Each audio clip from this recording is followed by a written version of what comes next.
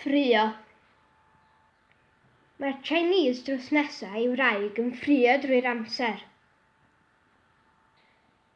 Mae'r sardîn a'r macrell wedi ffrio.